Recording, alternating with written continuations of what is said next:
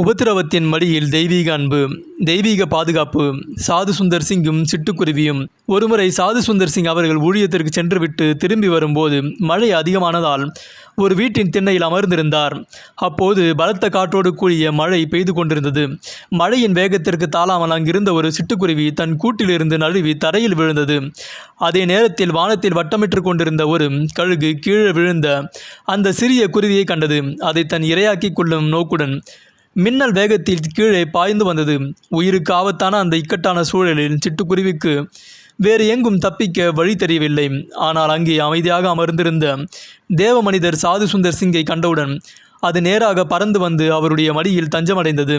சாது சுந்தர் சிங் அந்த பறவையை தன் கைகளால் மென்மையாக அணைத்து கொண்டார். சாது சுந்தர் சிங்கின் மடியில் அந்த பறவை பாதுகாப்பாக இருப்பதை கண்ட கழுகினால் ஒன்றும் செய்ய முடியவில்லை. வந்த வேகத்திற்கு திரும்பி சென்று விட்டது. இந்த நிகழ்வு உணர்த்தும் ஆன்மீக பாடம். நம்முடைய வாழ்க்கையிலும் உபத்திரவங்கள் வரும்போதும் பிசாசாகிய எதிரி நம்மை விழுங்க துடிக்கும் போதும் நாம் பயந்து ஓடாமல் இறைவனின் பாதத்தில் தஞ்சமடைய வேண்டும். உபத்திரவங்கள் நம்மை அழிப்பதற்கல்ல, அவை நம்மை இறைவனின் மடிக்கு நேராக விரட்டி விடுவதற்கே அனுமதிக்கப்படுகின்றன. சிட்டுக்குருவிக்கு கழுகினால் ஆபத்து வராமல் இருந்திருந்தால் அது சாது சுந்தர் சிங்கின் மடியை தேடி வந்திருக்காது. பொதுவாக சிட்டுக்குருவிகள் மனிதர்களை தேடி வருவதில்லை. அதன் சுபாவத்தையே மாற்றியது அந்த உபத்திரவமே. அதுபோலவே நம் வாழ்வில் வரும் போராட்டங்களே நம்மை இறைவனின் அன்பை பற்றி கொள்ள தூண்டுகின்றன. வேதவசனங்கள். ஆபத்தில் தஞ்சம். ஆபத்து காலத்தில் என்னை நோக்கி கூப்பிடு, நான் உன்னை விடுவிப்பேன், நீ என்னை மகிமைப்படுத்துவாய். சங்கீதம் 50ஆம் அதிகாரம் 15ஆம் வசனம். இறைவனின் பாதுகாப்பு. அவர் தமது சிறகுகளாலே உன்னை மூடுவார். அவர் செட்டைகளின் கீழே அடைக்கலம் புகுவாய். அவருடைய சத்தியம் உனக்கு பரிச்சையும் கேடவும் ஆகும். சங்கீதம் 91ஆம் அதிகாரம் 4ஆம் வசனம்.